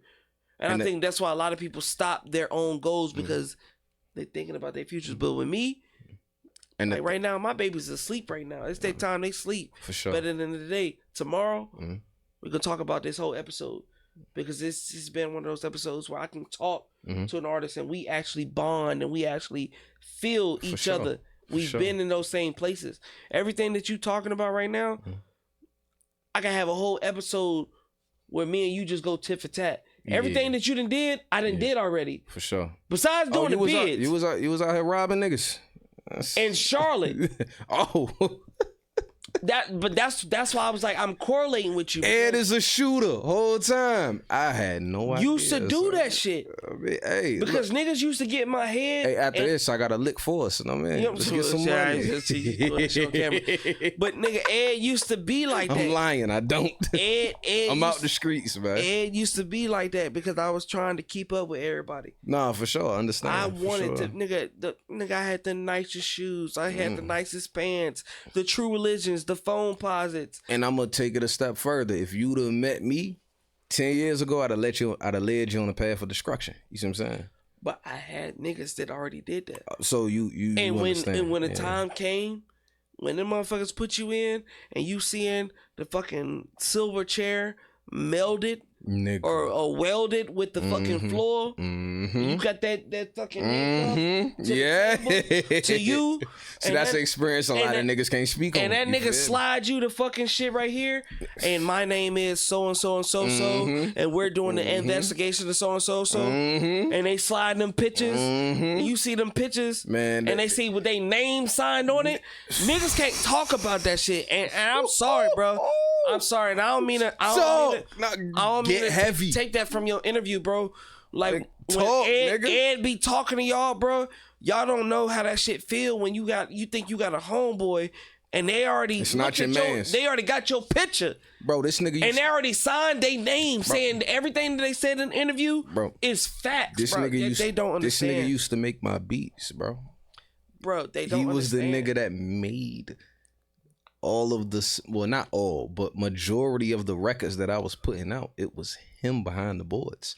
And now I'm sitting in a motherfucking interrogation room and it's his statement that I'm looking at. You get what I'm saying? Like it's a different feeling. Niggas don't understand. Niggas don't understand, bro. I've been through that. And literally with that shit, like changing my life around and trying to do better and trying to do something different. Even leaving Charlotte. Like, I left Charlotte because of that shit. That's why I always wanted to go to Charlotte. Now that's why I joined the military, because I was just like, niggas that I had faith in, people I love. And, you know, some people nowadays, they be like, oh, you love a nigga that's gay. Nah, nigga, I used to have love for niggas. Bro, I still love my dog. Listen, bro, I'm not... weirdly enough, outside of my hypermasculinity, I've always been a nigga that never really been scared to express my love that I got for the homies. You feel me? Like, I love my dogs. You feel me? You rocking with me? You feel me? Because granted, my niggas is kind of the and niggas can attest for this. Like, my niggas is kind of the buffer between me and a bad decision. Because like I said previously before in this interview, I'm a poor decision maker, bro. I tend to make decisions based off emotion, not acting on my emotional intelligence, because it's like, it's still to this day, it's that tug and pull of I'm emotionally intelligent, I know better, this is not the good decision to make. But on the other side, I got, bro, I'm a real street nigga, like, bro, I'm really a gangster, like, ain't nobody finna play with me. So it's a balancing act, if you will. I mean, trying to figure out, when can I let this side out, if I can, and when is it more necessary to take this route of just being peaceful, letting it go, and feeling like a bitch ass nigga in the process? Because I'm gonna be honest, nothing feel more pussy than being the bigger man in the situation, and that's something that people don't understand. Like, you gonna feel like a whole ass nigga, but it's worth it in the end. But in the moment, that shit cut so motherfucking deep, because it's like, bro, this nigga really think he got the ups on me whole time. I leave this bitch ass nigga wherever the fuck he at. You get what I'm saying? So it's a balancing act. This interview is, bro, it's giving me, boy, I tell y'all right now, this interview is already gonna get a part 2, and it's gonna get a part 2 before the New Year's, because we don't even have enough time to talk about everything. But I would tell y'all, to give a reference about what's going on in our heads, we're gonna play the song Navy Federal. Navy it's Federal, a hell of Navy a transition. Yeah, nigga, Navy Federal fits that shit right there, right?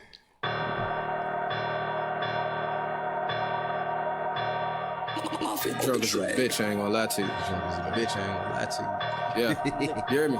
Look, I got way too many bitches trying to fit them in my schedule. Fuck popping your pussy, let me pop your Navy Federal. Get money and stun on these niggas, that's all I ever do. Ride or die, bitch, she gon' do whatever I tell her to. She just wanna fuck me cause I'm Reek Fisher. All she wanna do is bump and grind with a street nigga. My talk never cheap, if you ain't paying, I can't speak with you. My talk never cheap, if you ain't paying, I can't speak with you. Boy, I got a bad bitch, treat a nigga right, plus the sex lit. I'ma eat it off the bone and give it a chef's kiss. She just wanna cross a rich nigga off her checklist. If she ain't tryna get no money, I'm on to the next bitch. Now pat us down, I got a Draco in my section. Pistol on the dresser, I can't fuck without protection. Titties and her ass done, a body an investment. And even if I hit it once, you part of my collection. So quit fucking them lames, let a real nigga take you out. Fuck popping your pussy, let a nigga pop your Chase account. 30 in my pants like some friends, it's just hanging out. Little bitch call me daddy like we playing house. Told her I got way too many bitches trying to fit them in my schedule. Fuck popping your pussy, let me pop your Navy Federal. Get money and stun on these niggas, that's all I ever do. Ride or die, bitch, she gon' do whatever I tell her to. She just wanna fuck me cause I'm J Prime. Treat her like my play bunny, record her when it's playtime. She think we a lot just cause I link her in the daytime. Call me when I stress, play with that pussy on my FaceTime. Yeah, hey. Even if I hit you once, I put you on my trophy case. If I see you outside with your nigga, keep my poker face. Punch a nigga in this shit, you think I play for Golden State. Free my dog, he was out here, it's an open case. Oh, you wanna be with me, first just be discreet with me. Show me how your friend look, I got my nigga Reek with me. All I ask of friends is be loyal, keep it G with me. Never hit the internet about issues, come and speak with me. Low shit that you know about me, never tell no one about. Fuck with me, don't fuck without me, never show up unannounced. Anything less than you real, you'll never hear my brother mouth. Gang with me, it's guns around me, play with it, they coming out. Call you back on my time, my phone on D&D. Bitch, fuck popping that pussy, let me pop your PNC. Bitch, we give them G shit, Mafia no 3-6. I ain't gave a fuck since a fuck gave me, bitch. I just picked my nose and shit. Oh my God. This episode has been the wildest of season 3. And y'all like, hey, you not jumping up and down and shit like that? No, because the information. No, because I don't like the music. I mean, I think I'm trash for real. No, it's correlated so much with me, bro. Like, it's just like, bro, we can go tit for tat for information. Oh, we can go tit for tat for experiences. And I will say this is only part 1.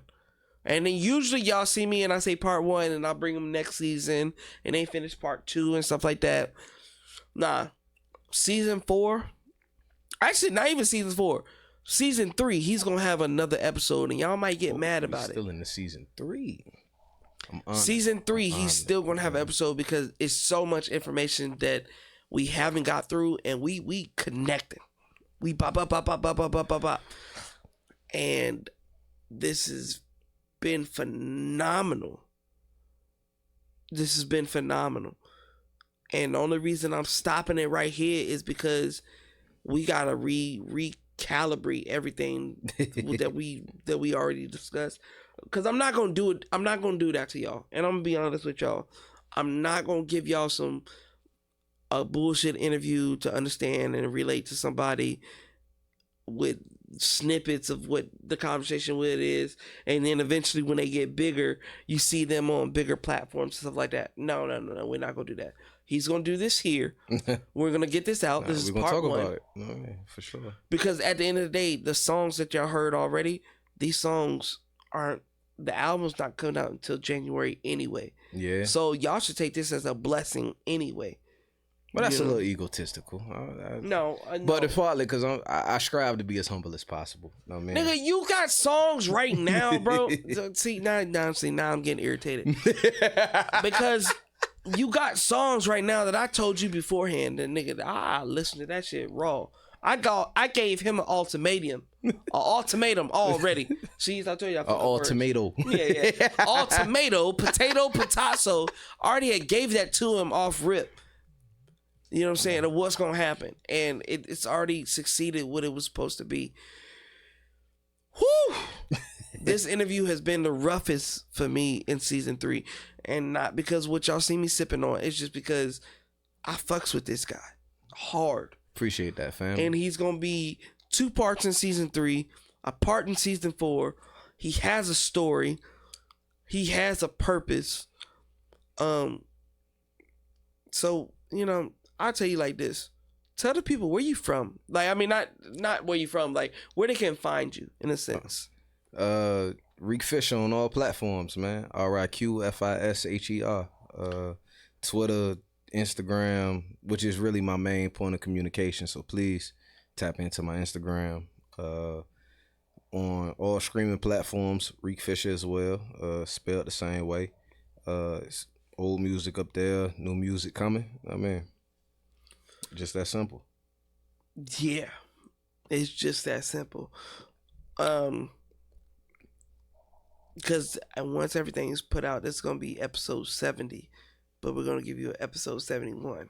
Oh, yeah, 71. Ain't that a blessing? I I appreciate it. Thank you, man. It is a big blessing, but I gotta give you some funny. I gotta give you some funny shit though before we go.